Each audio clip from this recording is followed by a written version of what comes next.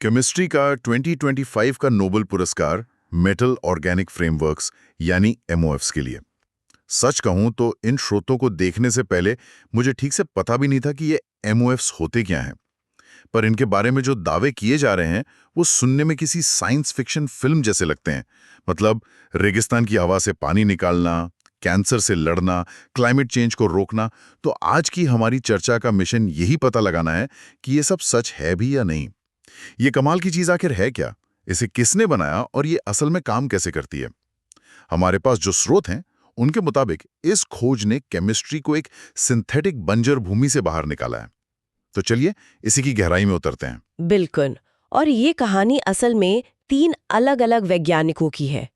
सुसुमु कितागावा, Richard Robson और Umar M याही, जिनके काम ने मिलकर इन मॉलिक्यूलर स्पंज को बनाया है। ये कोई एक यूरेका वाला पल नहीं था, बल्कि दशकों की मेहनत थी जिसने मॉलिक्यूलर इंजीनियरिंग के दरवाजे ही खोल दिए। जिन्हें इस फील्ड का दूरदर्शी माना जाता है, 1989 में उन्होंने एक बहुत ही क्रांतिकारी विचार सामने रखा। उस समय केमिस्ट्री में नए कंपाउंड्स बनाना थोड़ा अंदाजे का खेल जैसा था। आप चीज़ों को मिलाते थे और बस उम्मीद करते थे कि कुछ काम का बन जाएगा। रॉबसन ने कहा, नहीं, हम अंदाजा क्यों लगाएं? हम आर्किटेक्ट्स की तरह क्यों नहीं सोच सकते? आर्किटेक्ट्स की तरह? हाँ, मतलब हम मॉलिक्यूल्स का ब्लूप्रिंट क्यों नहीं बना सकते और फिर उसे ठीक वैसे ही क्यों नहीं बना सकते जैसा हमने सोचा था? मतलब मॉलिक्यूलर लेवल पर आर्किटेक्चर, एक एक ईंट यानी एटम को कहाँ रखना है ये पहले से तय करना। सुनने में तो बहुत सीधा लगता है, पर क्या ये करना मुमकिन था उस वक्त? उस वक्त ये लगभग नामुमकिन माना जाता था, लेकिन रॉबसन ने इसे कर दिखाया। उन्होंने कॉपर आयंस को ऑर्गेनिक मॉलिक्यूल से जोड़ा और एक ऐसा क्रिस्टल स्ट्रक्चर बनाया जो देखने में तो हीरे जैसा था। बिल्कुल, बाहर से हीरे जैसा, पर अंदर से लगभग पूरा खोखला था, जिसमें बहुत सारी खाली जगह थी। ये पहली बार था जब केमिस्ट्स 3D स्पेस में एटम्स की पोजीशन को इतने सटीक तरीके से कंट्रोल और प्रिडिक्ट कर पाए थे। ये एक बहुत बड़ी कामयाबी थी। ठीक है, तो रॉबसन ने साबित कर दिया कि ये मॉलिक्यूलर ढांचे बनाए जा सकते हैं। लेकिन अगर मैं सही समझ रही हूँ तो उनके बनाए शुरुआती ढांचे वो बहुत मजबूत नहीं थे। मतलब ये खूबसूरत थ्योरी तो थी, पर प्रैक्टिकल टूल नहीं। क्या वे आसानी से ढह जाते थे? बिल्कुल सही पकड़ा आपने। वो बहुत नाजुक थे। जैसे ही आप उनमें से सॉल्वेंट निकालते थे, वो पूरा का पूरा ढांचा ताश के पत्तों की तरह ढह जाता था। हाँ, बिल्कुल। और यहीं पर सुसुमु कितागावा का काम सामने आता है। 1990 के दशक में उन्होंने इसी समस्या को सुलझाने पर ध्यान दिया। उन्होंने सोचा कि इन ढांचों को मजबूत कैसे बनाया जाए ताकि वे अपनी शक्ल बनाए रखें। और उन्होंने इसका हल कैसे निकाला? कितागावा ने 2 कमाल की चीजें की।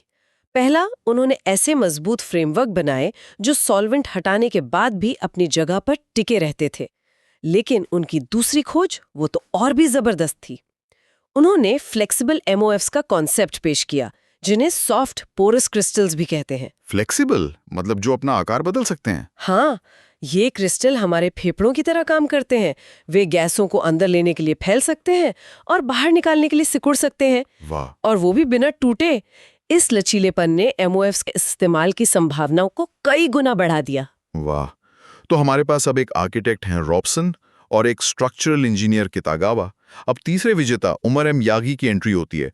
उन्होंने इस कहानी में क्या नया जोड़ा? और विजनरी है। 1995 में उन्होंने ही मेटल ऑर्गेनिक फ्रेमवर्क या एमओएफ शब्द गढ़ा। लेकिन उनका असली काम था रेटिकुलर केमिस्ट्री नाम की एक पूरी नई फील्ड को स्थापित करना। रेटिकुलर केमिस्ट्री, ये क्या होता है? इसका मतलब है नेट केमिस्ट्री, यानी मॉलिक्यूल्स को धागे और गांठों की तरह इस्तेमाल करके एक सटीक जाली जैसी संरचना बनाना। यागी ने दिखाया कि आप अलग-अलग मेटल और ऑर्गेनिक मॉलिक्यूल्स चुनकर लगभग अनगिनत तरह के स्ट्रक्चर बना सकते हैं। उन्होंने इसे अंदाजे के खेल से निकालकर एक सटीक विज्ञान बना दिया। और उनका सबसे मशहूर काम शायद MOF5 था, है ना?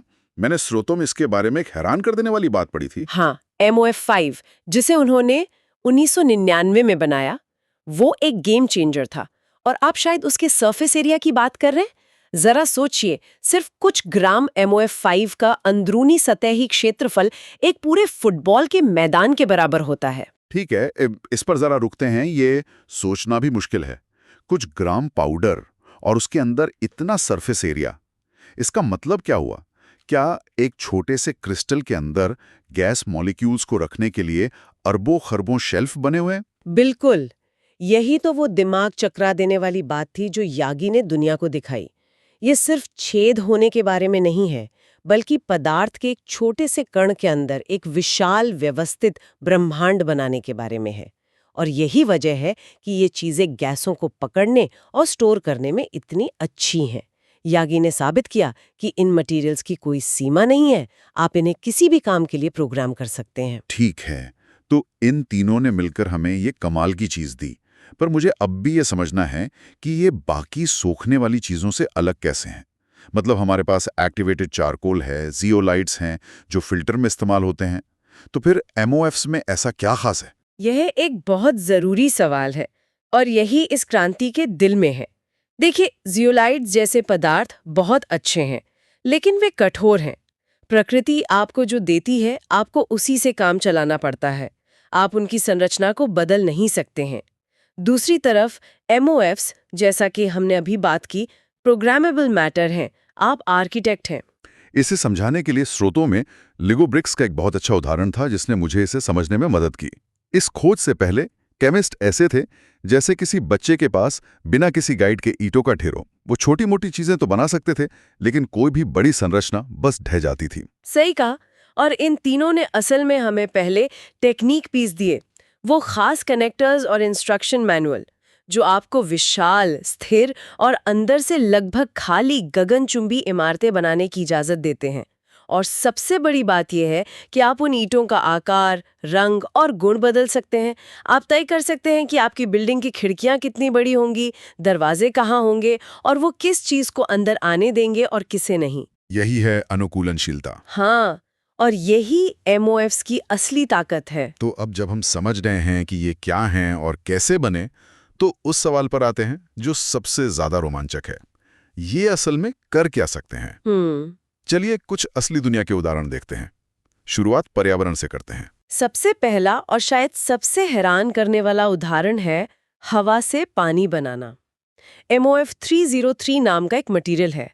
आप इसे रेगिस्तान जैसी सूखी जगह पर रख दें, जहां हवा में बहुत कम नमी हो। ये रात में हवा से पानी के मॉलिक्यूल्स को अपने अंदर सोख लेता है, स्पंज की तरह। और फिर दिन में जब सूरज की गर्मी इस पर पड़ती है, तो ये उस सोखे हुए पानी को लिक्विड फॉर्म में बाहर छोड़ देता है, और वो भी पीने लायक साफ पानी। ये बिना किसी बाहरी ऊर्जा के सिर्फ सूरज की रोशनी का इस्तेमाल करके काम करता है। पानी की कमी से जूझ रही जगहों के लिए ये एक लाइफ चेंजर हो सकता है। ये तो सच में कमाल है। और क्लाइमेट चेंज के बारे में क्या? मैंने पढ़ा है कि ये कार्बन कैप्चर में भी बहुत कारगर है। हाँ बिल्कुल, कैल्फ-20 जैसे मॉफ्स को फैक्ट्रियों की चिमनियों में लगाया जा सकता है, जहां वे निकलने वाले धुएं से कार्बन डाइऑक्साइड को सोख लेते हैं। और दूसरी तरफ NU1501 जैसे मॉफ्स हाइड्रोजन और मीथेन जैसी साफ सुथरी गैसों को स्टोर करने का तरीका बदल रहे हैं। वे इन गैसों को बहुत कम दबाव पर स्टोर कर सकते हैं, जिससे फ्यूल टैंक हल्के, सुरक्षित और ज्यादा कुशल बन जाते हैं। तो ये सिर्फ लैब में रखी कोई अनोखी चीज नहीं है, बल्कि ये असल में हमारी सबसे बड़ी समस्याओं का समाधान बन सकती हैं। हाँ, अब बायोमेडिकल एप्लीकेशंस की बात करते हैं। यहाँ भी ये किसी क्रांति से कम नहीं है। मेडिसिन में मॉफ्स को स्मार्ट ड्रग डिलीवरी सिस्टम के तौर पर देखा जा रहा है। इसका काम करने का तरीका बेहतरीन है। अपने विशाल अंदरूनी सरफेस एरिया की वजह से ये इबुप्रोफेन या कैंसर की कीमोथेरेपी दवा डोक्सोरोबिसिन की बहुत बड़ी मात्रा अपने अंदर स्टोर कर सकते हैं। लेकिन स्मार्ट वाला हिस्सा क्या है इसमें? स्मार्ट हिस्सा है नियंत्रित रिलीज, कंट्रोल्ड रिलीज। इसे एक तरह का आणविक ट्रोजन हॉर्स समझिए। मॉफ दवा को अपने अंदर छिपाकर शरीर में ले जाता है, और ये अपना दरवाजा तब तक नहीं खोलता जब तक इसे सही पासवर्ड न मिल जाए। पासवर्ड जैसे कि कैंसर ट्यूमर के आसपास का एसिडिक वातावरण। ज्यादातर ट्यूमर का pH लेवल सामान्य शरीर के टिश्यू से थोड़ा अलग होता है। MOFs को इस तरह डिजाइन किया जा सकता है कि वे सिर्फ उसी खास pH लेवल पर प्रतिक्रिया करें। हाँ। जैसे ही उन्हें वो पासवर्ड मिलता है, दरवाजा खुल जाता है और दवा ठीक वही निकलती है जहां उसकी सबसे ज्यादा जरूरत है। और इससे साइड इफेक्ट्स बहुत कम हो जाते हैं। हाँ, और दवा का असर कई गुना बढ़ जाता है। ये तो अविश्वसनीय है। तो ये दवा के लिए एक जीपीएस की तरह है, जो न सिर्फ ये बताता है कि किस शहर में जाना है, बल्कि ये भी कि किस खास घर पर रुकना है। सटीकता का ये लेवल तो कमाल का है। बिल्कुल। और साइंटिस्ट इस बात का भी ध्यान रख रहे हैं कि ये सुरक्षित हों।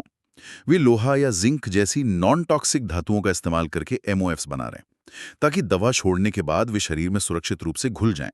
इसके अलावा ये पानी से पीएफएस जैसे हमेशा के लिए रहने वाले रसायनों को फिल्टर करने में भी काम आ रहे हैं। ठीक है, ये सब सुनने में बहुत अच्छा लगता है। ये मटेरियल लगभग हर समस्या का समाधान लगते हैं। तो फिर हर कार में मॉफ हाइड्रोजन टैंक और हर घर में मॉफ वाटर हार्वेस्टर क्यों नहीं है? इसमें कोई तो अड़चन होगी। आपने बिल्कुल सही नब्ज पकड़ी है। अब तक हम सिर्फ लैब की बात कर रहे थे। असली दुनिया में लाने के लिए दो बहुत बड़ी चुनौतियां थीं। पहली है बड़े पैमाने पर उत्पादन, स्केलेबिलिटी। पारंपरिक तरीके ऐसे थे जैसे आप घर पर कोई खास आर्टिजनल ब्रेड बना रहे हों, बहुत धीरे और छोटे बैच में। आप उससे पूरी दुनिया का पेट नहीं भर सकते। तो इसका क्या समाधान निकाला गया है? क्या हम अब भी ब्रेड ही बना रहे हैं या फैक्ट्री लग गई है? अब फैक्ट्री लग गई है। कंटिन्यूअस फ्लो केमिस्ट्री नाम की एक नई तकनीक आई है। इसे ऐसे समझे कि आप घर के ओवन से निकलकर एक पूरी फैक्ट्री की असेंबली लाइन पर आ गए हैं। इस तकनीक से अब प्रति घंटे किलोग्राम के हिसाब से एमओएफ्स का उत्पादन हो रहा है। अच्छा, तो मतलब अब ये व्यावसायिक रूप से व्यवहारिक बन गए हैं। और दूसरी चुनौती? दूसरी चुनौती है मानकीकरण, स्टैंडर्डाइजेशन। जब हजारों लैब में अलग-अलग तरह के एमओएफ्स बन रहे हों, तो ये पक्का करना जरूरी है कि सबके नतीजे भरोसेमंद हों। उमर यागी जैसे लीडर्स इस बात पर बहुत जोर दे रहे हैं कि डेटा रिपोर्टिंग के लिए सख्त मानक बनाए जाएं। इसका मतलब हुआ एक कॉमन भाषा बनाना। हाँ, ताकि जो नतीजा टोक्यो की एक लैब में आया है, उसे कैलिफोर्निया की एक लैब में हूबहू दोहराया जा सके। जब तक इंडस्ट्री को ये भरोसा नहीं होगा कि नतीजे विश्वसनीय हैं, तब तक वे बड़ा निवेश नहीं करेंगे। ये इस तकनीक को लैब से निकालकर बाजार तक लाने के लिए बहुत जरूरी कदम है। तो आज की इस बातचीत में हमने देखा कि कैसे 3 वैज्ञानिकों की दशकों की मेहनत ने मॉलिक्यूलर इंजीनियरिंग का एक नया दौर शुरू किया। उन्होंने हमें ऐसे मटेरियल दिए जो हवा से पानी निकाल सकते हैं, क्लाइमेट चेंज से लड़ सकते हैं और बीमारियों पर सीधे हमला कर सकते हैं। बिल्कुल। और अगर एक बड़ी बात याद रखनी हो, तो वो ये है कि एमओएफ्स एक प्लेटफॉर्म तकनीक है। इनकी असली ताकत इनकी लगभग अनंत अनुकूलनशीलता में है। जैसा कि हमने चर्चा की, इन्हें किसी भी खास काम के लिए प्रोग्राम किया जा सकता है। तो आज की चर्चा को खत्म करने के लिए क्या कोई ऐसा विचार है जो हमारे सुनने वालों को सोचने के लिए छोड़ जाए? जरूर। हमारे स्रोतों में एक बात का जिक्र था कि एमओएफ्स का इस्तेमाल पर्यावरण में मौजूद एंटीबायोटिक दवाओं के अंशों को तोड़ने के लिए भी किया जा सकता है, जो एक बड़ी समस्या है। ये मुझे सोचने पर मजबूर करता है। अगर हम अपनी पिछली गलतियों को अड़ू दर अड़ू साफ करने के लिए सामग्री को प्रोग्राम कर सकते हैं, तो भविष्य में हम किन और स्थायी समस्याओं को उलटने में सक्षम हो सकते हैं? क्या हम प्लास्टिक के माइक्रोपार्टिकल्स को साफ कर सकते हैं या मिट्टी से कीटनाशकों को निकाल सकते हैं? आणविक स्तर पर सफाई का अगला मोर्चा क्या होगा?